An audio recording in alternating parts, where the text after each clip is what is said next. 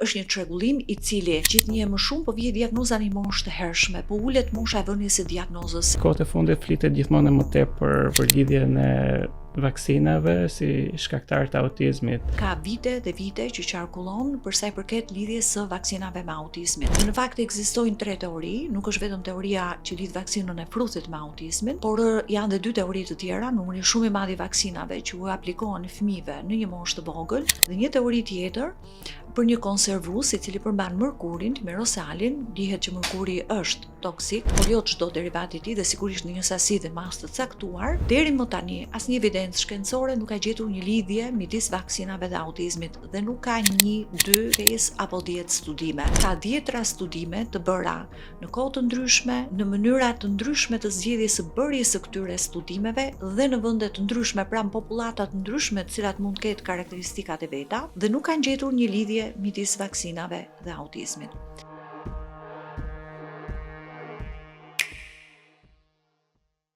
Në këtë episod të Apostrof kam kënaqësinë të kem të ftuar mjekën neuropediatre, doktoresh Migena Bedeni Kika. Doktoresh Migena, mirë se erdhët në Apostrof. Përshëndetje, mirë se u gjeta. Dua t'ju pyes së pari, cili është miti më i madh në opinionin tuaj që shoqëria moderne beson ende në lidhje me fëmijërinë? Ka një mit në fakt, pjesa më e madhe prej nesh e mendojnë fëmijën e vogël si një individ i cili po rritet në paqe, në lumturi, në qetësi, pa asnjë lloj problematike, gjithçka e ka të gatshme, ushqehet, mirëmbahet, vishet, mbathet, lahet, krihet.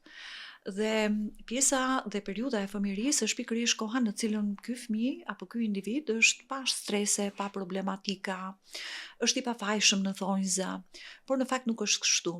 Sigurisht që fëmia i vogël lind me personalitetin e tij, sigurisht që ka problematikat e veta, sigurisht që formëzohet nga mjedisi rrethues, nga mënyra se si neve e rrisim, e edukojmë, apo faktorë të tjerë që mund ndikojnë në këtë fëmijë të vogël, dhe janë pikërisht shuma e gjithë këtyre faktorëve që ndikojnë në këtë fëmijë të vogël, të cilët në fakt formëzojnë më pas në një moment të dytë adultin e ardhshëm.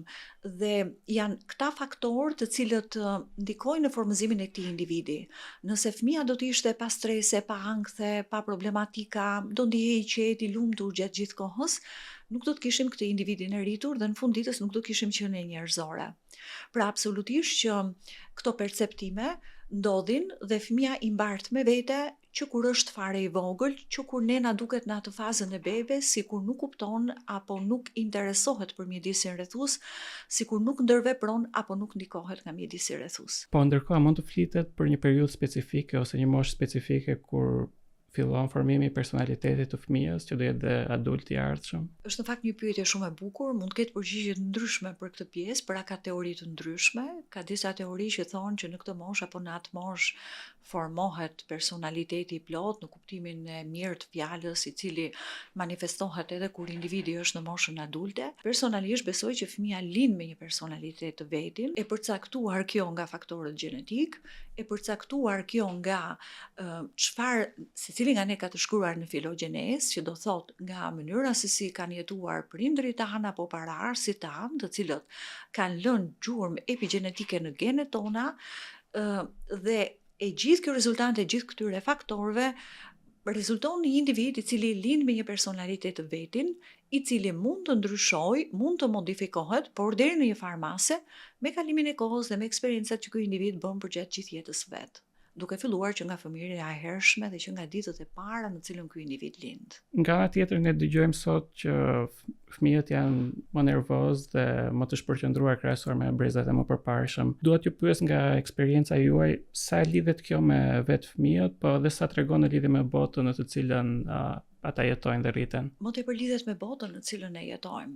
Sigurisht që juve keni drejtë, një pjesë shumë e madhe e fëmijëve janë më nervozë, kanë më shumë shpërtime zemërimi, janë më agresiv, është më e vështirë që të vetë rregullohen apo të vetë qetësohen. Dhe kjo lidhet edhe me faktorë të mjedisit rrethues, kryesisht me faktorët e mjedisit rrethues për shkak të mënyrës së jetesës që ne tani më bëjmë. Jo vetëm nga numri shumë i madh i pajisjeve elektronike që na rrethojnë, të cilët emitojnë valë dhe ndërhyjnë në trurin e fëmijëve të vegjël, por edhe në trurin ton, por edhe nga mënyra se si po jetojmë tani, dhe një nga arsyet kryesore që unë shikoj në këtë drejtim është mungesa e kontaktit me natyrën, mungesa e kontaktit me qenit njerëzore, por kryesisht mungesa e kontaktit me natyrën, me pemët, me dheun, me lulet, të cilat bëjnë që do të duket çudi, por në një farë mënyrë na modifikojnë mikrobiomën tonë, mikrobiomën e zorëve apo të sistemeve të tjera, të cilët ndërhyjnë në sistemin nervor qendror, duke e modifikuar atë dhe duke na dhënë këtë individin, këtë fëmijën i cili ka problematika me vetrregullimin dhe ka të vështirë të vetrregullohet apo të vetë qetësohet. Shtoj këtu faktorë të tjerë të mjedisit rrethues, si zhurmat që na rrethojnë, jeta shumë stresante, gjithë secili nga ne ka një ditë ngjeshur, një jetë ngjeshur, jo vetëm ne të rriturit, por edhe fëmijët e vegjël. Fëmijët e vegjël, të cilët nisin çerdhen apo kopshin që herët, kanë një orar të tmerrshëm nëse e mendon. Mund të ndjekin kopshtin apo çerdhen dhe të shkojnë që në orën 8 të mëngjesit deri në 3, 4 apo 5 mbasdite. Më pas mund të ndjekin njërin apo tjetrin kurs. Më pas duhet të shkojnë dhe të bëjnë detyrat apo aktivitetet të tjera të cilët prindit kanë planifikuar. Pra jeta është si një vrap i vrullshëm, i pandalshëm, i cili na bën që ne si të vegjël dhe të mëdhenj të kemi në trupin ton kortizolin, që është hormoni i stresit, në nivele shumë të larta, i cili na çon dhe na kalon ne në një lloj mënyre në cilën gjatë gjithë kohës duhet jemi alert, duhet jemi të gatshëm për të luftuar në thonjza.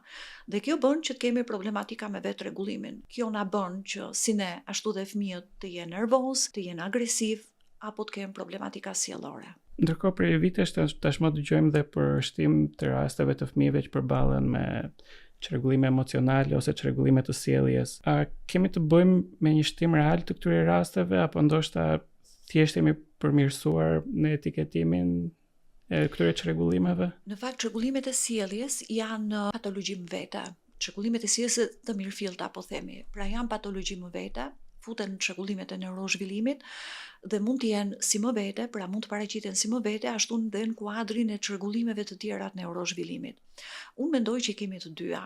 Pra, jo vetëm kemi një shtim të numrit të rasteve, pikërisht për shkak të atyre faktorëve që ne diskutuam deri tani, por njëkohësisht qoftë profesionistët shëndetësor, pra mjekët, neuropsikiatrit infantil apo pediatrit e përgjithshëm, por dhe prindrit, edhe edukatorët, edhe mësuesit janë bërë më të ndërgjegjshëm për këto problematika dhe për këto çrregullime.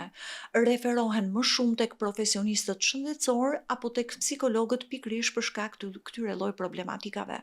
Pra në mendimin tim janë të dyja qëndrojnë dhe të dyja faktorët janë në lojë si shtim të numrit të rasteve për shkak të ndryshimit të mënyrës se si ne jetojmë, por njëkohësisht dhe një rritje të ndërgjegjësimit të prindërve, të cilët i referojnë një profesionisti shëndetësor dhe marrin një diagnozë të tillë. A kemi në këto raste një mbidiagnostikim? Edhe mundet. Sigurisht që edhe në shtetet caktuara, për shembull Shtetet Bashkuara të Amerikës, mendohet që çrregullimet sjellore apo çrregullimet të tilla si ADHD-ja apo çrregullime të tjera mund të kemi në thonjza një mbidiagnostikim të këtyre rasteve, por sigurisht janë raste të cilat nuk janë pa problematika. Pra mund të jenë rastet një graviteti të lehtë, të cilët marrin tashmë një diagnozë apo një definicion apo vihet një etiketë, të cilat në një farë mënyre nuk di të them nëse kjo është korrekte apo jo, është e drejtë apo jo, duhet ndodhi kështu apo jo. Në një pjesë të madhe të rasteve e mira është që të kemi një lloj në thonjza etikete të tillë, sepse mund të marrim masa për të ndërhyrë në këto raste nëpërmjet terapisë sjellore, terapisë medikamentoze apo mënyrave të tjera të ndërhyrjes dhe për të trajtuar rastin në kohë në mënyrë që problematikat mos thellohet. Por në raste të tjera, nëse kemi një mbidiagnostikim, sigurisht që stresi i prindërve rritet, pra niveli i stresit tek prindrit që mund të marrin një diagnozë të tillë apo që mund të referohet një diagnozë të tillë mund të rritet. Nëse një ditë do t'i hiqnim këto etiketat ose do arrinim t'i shëronim, nëse është termi i duhur, çrregullimet si ADHD, ADD apo dhe autizmi, çfarë do shihnim në vend të tyre? Mos ndoshta do gjenim probleme të tjera ose do fillonim të krijonim etiketa për probleme të tjera? Me shumë gjasa po. Nëse do të shtukej autizmi apo çrregullimet e neurozhvillimit apo çrregullime të tjera, ndoshta do të gjenim diçka tjetër për të etiketuar. Kështu ka qenë ecuria në përgjithësi e mënyrës së sëmundjeve në popullat.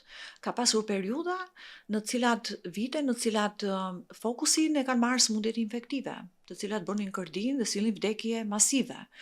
Është koha e çrregullimeve të neurozhvillimit, është koha e çrregullimeve të spektrumit të autizmit dhe jetojmë në një botë të tillë në cilën çrregullimet e neurozhvillimit janë çrregullimet më të shpeshta që ne po ndeshim tashmë, sidomos në moshën e fëmijërisë së hershme dhe në fëmijët. Unë do të thoja për sa i përket çrregullimeve të spektrumit të autizmit që unë personalisht nuk e imagjinoj dot botën pa individ me çrregullime të spektrumit të autizmit, sepse do të ishim në një botë pa gjeni, do të ishim në një botë pa shkencëtar, do të ishim në një botë pa profesionistë të shkëlqyer në fushat e tyre, si në matematik, në informatik, ndoshta në muzikë apo në fushat të tjera. Po flas këtu për rastin e formave të lehta të çrregullimeve të spektrumit të autizmit, të cilat unë i shikoj jo si mangësi, si deficite që mund të kenë këta individ, por si një dhunti dhe një armë e fortë e cila i bën që këta individ të kenë diçka të veçantë, të jenë të ndryshëm, të jenë unik, të jenë të shkëlqyer në një pjesë të profesioneve të tyre.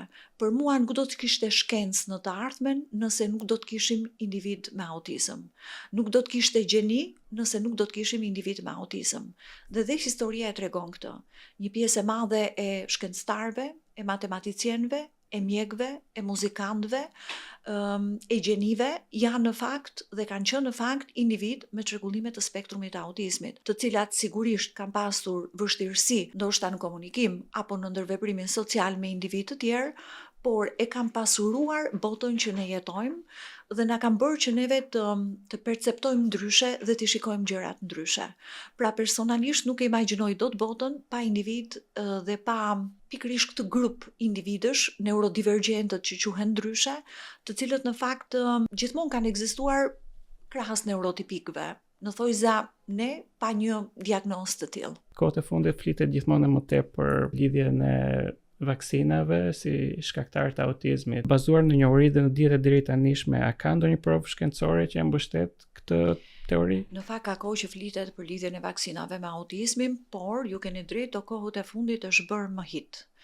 Edhe për shkak të ndryshimit politikave në Shtetet e Bashkuara të Amerikës me administratën e re të Trumpit, i cili në fakt ka vënë në një nga agjencitë kryesore amerikane që merret me shëndetjen dhe me burimet njerëzore, Robert Kennedy, i cili është një antivaks i deklaruar prej vitesh, por që sido që tjetë kohët e fundit edhe ai ka filluar, nëse keni ndjekur, të modifikojë deri diku pjesën e komenteve që ai bën për sa i përket lidhjes së vaksinave me autizmin. Dhe sigurisht dhe administrata e Trumpit thot një dhe vetëm një gjë. Duhet të shikojmë dhe të ndajmë mendjen pra të bindim prindrit, popullatën, nëse vërtet ka një lidhje midis vaksinave dhe autizmit apo jo. Por nuk është se është teori e re, ka vite dhe vite që qarkullon për sa i përket lidhjes së vaksinave me autizmin. Dhe në fakt ekzistojnë 3 teori, nuk është vetëm teoria që lidh vaksinën e fruthit me autizmin, por janë dhe 2 teori të tjera, numri shumë i madh i vaksinave që u aplikohen fëmijëve në një moshë të vogël, në një moshë në cilën sistemi imun ende nuk është pjekur dhe maturuar plotësisht, të cilat mund të ndërhyjnë dhe të shkaktojnë, të japin problematika të çrregullime, të cilat të ndikojnë në zhvillimin e sistemit nervor qendror dhe të japin më tej në një moment të dytë çrregullimet të spektrumit të autizmit, dhe një teori tjetër për një konservues i cili përmban mërkurin, timerosalin, dihet që mërkuri është toksik, por jo çdo derivat i tij dhe sigurisht në një sasi dhe masë të caktuar, dhe pikërisht lidhjen e këtij konservuesi të cilën nuk e përmban vaksina e frutit dhe autizmit. Deri më tani asnjë evidencë shkencore nuk ka gjetur një lidhje midis vaksinave dhe autizmit dhe nuk ka 1, 2, 5 apo 10 studime. Ka 10 studime të bëra në kohë të ndryshme, në momente të ndryshme, në mënyra të ndryshme të zgjedhjes së bërjes së këtyre studimeve dhe në vende të ndryshme, pra në popullata të ndryshme të cilat mund të ketë karakteristikat e veta, dhe nuk kanë gjetur një lidhje midis vaksinave dhe autizmit. Ajo që dua të them është që si autizmi, si çrregullimet e neurozhvillimit janë çrregullime multifaktoriale, që do thotë janë shumë faktorë në lojë.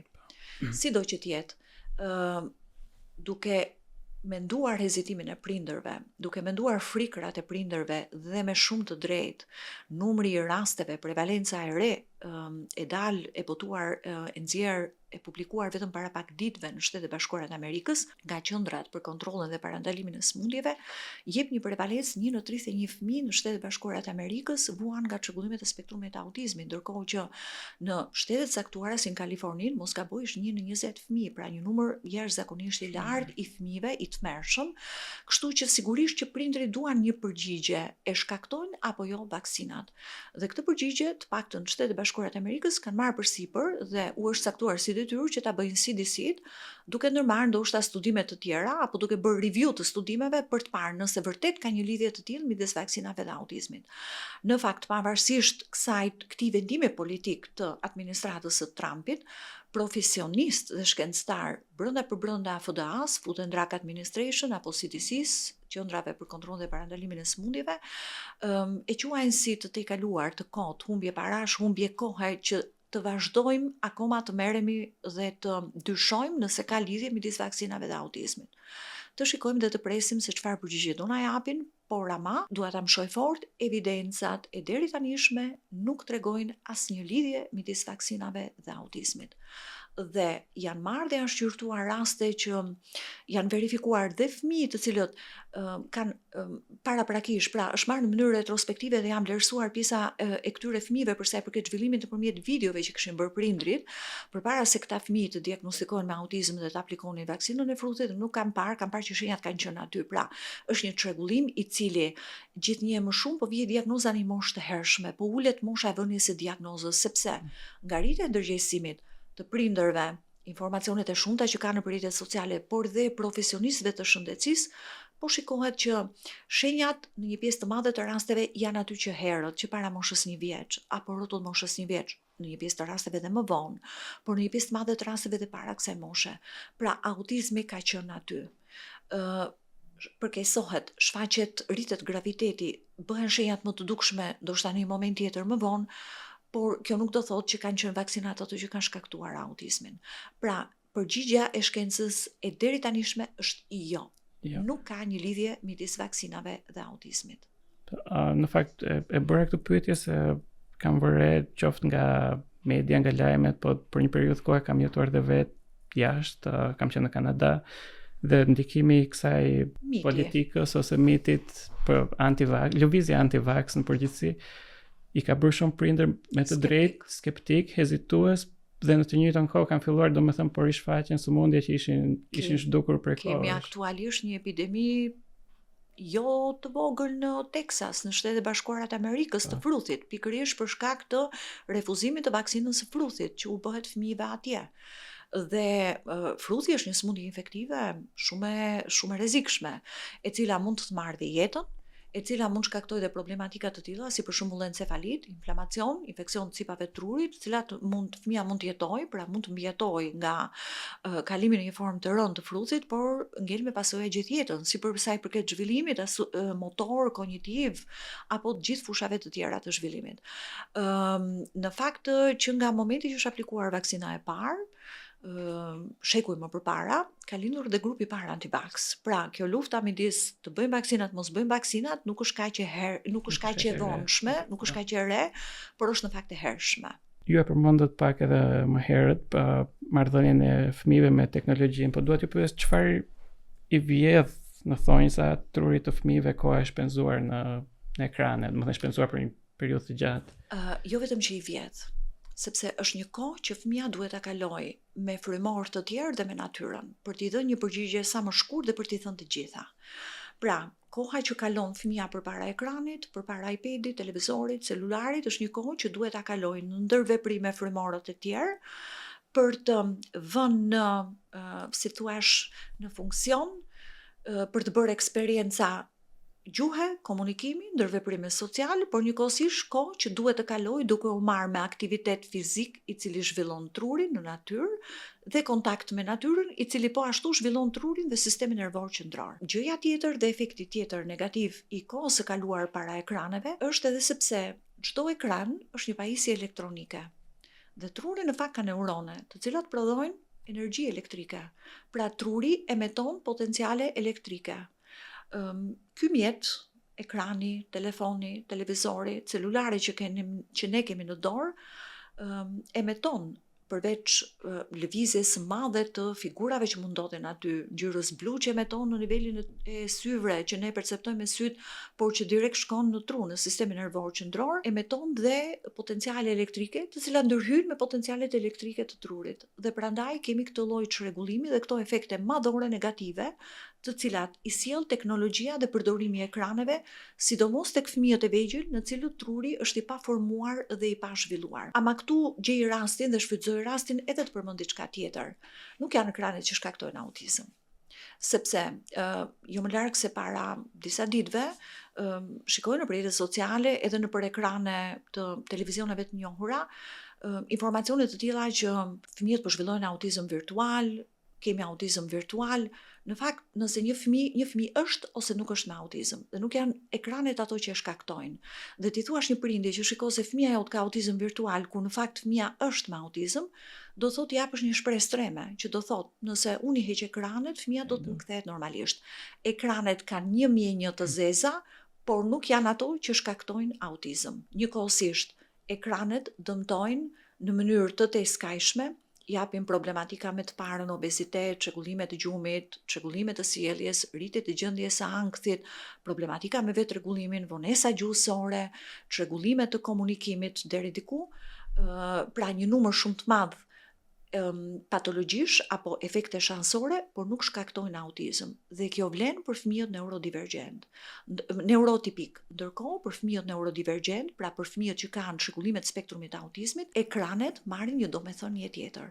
Për shkak se këta fëmijë, këta individ, pra autikët, e zhvillojnë gjuhën dhe komunikimin në një lloj mënyre tjetër, mbrapsh po themi, jo si ne, analitikët, nga një njësi e vogël operante funksionale, një njësi e vogël e gjuhës, rokjet që lidhen në fjalë kështu me radhë, ato i zhvillojnë në njësi të plota, në njësi gestalt, në fjali të plota, dhe më pas fëmijët me autizëm e coptojnë këtë gjuhë duke e rikombinuar dhe duke e kthyer në një gjuhë funksionale, duke e realizuar një zhvillim natyral të gjuhës. Skriptet, informacionet, këto gestaltet që quhen ndryshe, është një terminologji, në fakt është një term anglez, po një gjerman, po nuk di se si ta përkthej në shqip. Pra, këto fjalët e plota, këtë gjuhën e plotë se si e formojnë individët me autizëm, mund ta marrin, dhe burimi kryesor i furnizimit me gestalte në një fëmijë neurodivergjent dhe në një fëmijë me autizëm është koha e kaluar para ekraneve. Sigurisht me ato kushtet e veta, por në një pjesën më të madhe të fëmijëve me autizëm, ekranet jo mund, por ndihmojnë në zhvillimin e gjuhës dhe komunikimit. Pra duhet të jemi shumë të kujdesshëm, sidomos profesionistët që merren dhe trajtojnë fëmijët me autizëm, të cilët duhet kenë njohuri për procesimin gjuhësor gestalt apo procesimin e plot gjuhësor, mënyrë ndryshe zhvillimi gjuhe që e kanë fëmijët me autizëm, ndryshim nga fëmijët neurotipik. Në fakt duhet t'ju pyes edhe kur mund të jetë dhe një moshë e përshtatshme që fëmijët mund të fillojnë, prindrit mund të fillojnë të lejojnë të shpenzojnë pak kohë përpara ekraneve ose me teknologjinë. 0-2 vjeç rekomandohet 0. Përveç kohës në cilën t'i bën videokolle me familjarë të tjerë, në cilën është e nevojshme për shkak të ndërveprimit që mund të kesh apo dhe vetë dinamikave familjare. Deri në 5 vjeç, gjysmë ore deri 1 orë në ditë, unë do thoja mundësisht 0. A mund të arrihet ngushte reale? Varet, nuk i dihet. Sa më pak kohë që t'jetë e mundur. Në fakt, unë shikoj shpesh fëmijë të vegjël, të cilët i ushqejnë në restorante apo janë duke ecur në rrugës me karrotë, se fëmia është me celularin përpara duke parë video, të cilat fleshojnë dhe kalojnë imazhet me një shpejtësi të tmerrshme, të cilat gjithsecilit nga ne do t'i jepnin dhimbje koke apo ku di unë, të përzierë apo marrje mendsh, pikërisht duke parë atë ritmin e shpejtë të këtyre imazheve të cilët kalojnë në mënyrë të herpashershme.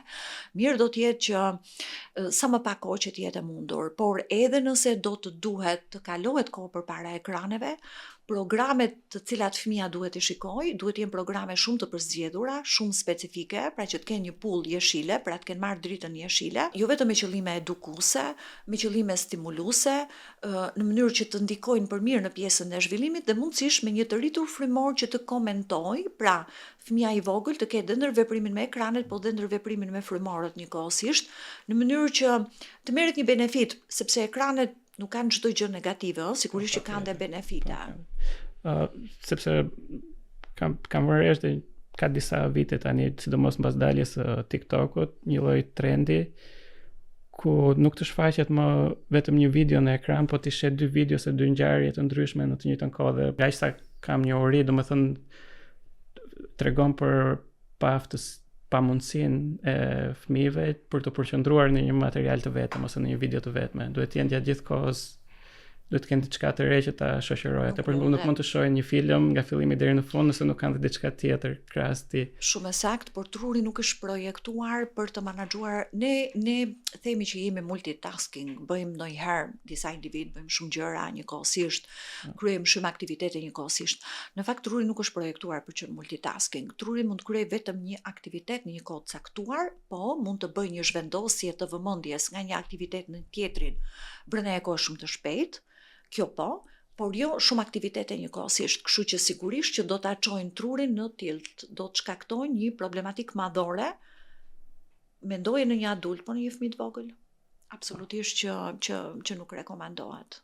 Në qoftë se i ktheheni fillimit të karrierës tuaj, çfarë ju tërhoqi drejt neuropediatrisë dhe çfarë pjesë e kësaj thirrje mbetet akoma me ju edhe pas kaq vitesh në këtë profesion? Në fakt ka qenë rasti, për qenë e sinqert, ka qenë rasti kalimin në neuropediatri. Në momentin që unë mbarova specializimin për pediatri, mua ofruan 2-3 vende pune dhe unë mendova më të përshtatshëm vendin që lidhej pikërisht me këtë pjesë, pra me pjesën e marrjes me neurozhvillimin e fëmijëve, por mendoj që kam bërë zgjedhjen e duhur sepse e dua shumë këtë pjesë dhe dashuroj profesionin tim. Pra, jam thellësisht e lidhur me pjesën e profesionit tim dhe kam një dashuri të madhe për problematikat që unë trajtoj. Ndonjëherë dhe unë kaloj në mbi diagnostikim, pra mundohen të vej etiketa jo njerëzve të tjerë, po individëve që më rrethojnë, familjarëve apo të tjerëve, pra ka dhe efekte anësore kjo punë, por sido që të jetë përsëri nëse do të mund të zgjidhja një nëndek tjetër të pediatrisë, përsëri do zgjidhja neuropediatrin. Pra jam shumë e lumtur që e bëj këtë punë dhe merrem me këtë pjesë. Në qoftë se do kishit mundësi ti përshpërisnit për 5 minuta diçka çdo prindi, diçka që do t'ju ngelej në mendje ose një këshill në lidhje me fëmijët e tyre, çfarë do ishte? Të merren sa më shumë. Dhe e di kush është një gjë që jo vetëm e bën fëmijët të ndihen të mirë, po e rrit vetëm dashuria. Dhe unë do thoja që falini sa më shumë dashuri fëmijëve. Sido që t'jenë të vegjël, të mdhenj, djem apo vajza, neurotipik apo neurodivergjent, i vetë rregullon, i bën qenie më të mira, i rrit imunitetin, i nxit zhvillimin vetëm dashuria. Dashuria nuk mund të jetë kur e tepërt, nuk mund të jetë kur me mas, asnjëherë nuk, se thon ndonjëherë që shiko mos e llasto, mos e puth, mos e përqafo, mos i jep dashuri sepse do ketë çrregullime sjellje, nuk do edukohet mirë, nuk do jetë i disiplinuar apo jo. Dashuria është vetëm ajo që e rrit fëmijën. Dhe unë i them prindërve që sa më shumë dashuri që t'u falin fëmijëve të tyre, aq më mirë do të jetë. Një pyetje të fundit. Dua t'ju pyes si mjeke, po edhe si njeri, çfarë ka befasuar më tepër në lidhje me forcën e fëmijëve, po dhe me vulnerabilitetin ose brishtësinë e tyre? I kanë të dyja. Sa janë të fortë, aq janë dhe të brisht. Sa janë të fuqishëm, aq janë dhe delikat. Është e vështirë t'i ndash, dhe për mua janë të dyja bashkë. Dhe mund të shfaqen herë në një formë dhe herë në një tjetër. Pra në momentet e caktuara ti mund të shikosh të dyja, në momentet e caktuara mund të shikosh shumë të fortë, shumë të fuqishëm, në momentet e tjera mund të shikosh të brisht. Por sigurisht që një fëmijë të vogël i duhet dhënë arma që të ndihet i vetvlerësuar në mënyrë që të bëhet një adult që të ketë besim në vetvete kur të rritet. Mirë, doktoresh Megena, faleminderit që ishit në Apostrof. Faleminderit juve për ftesën. Ky podcast mbështetet nga Abi Bank.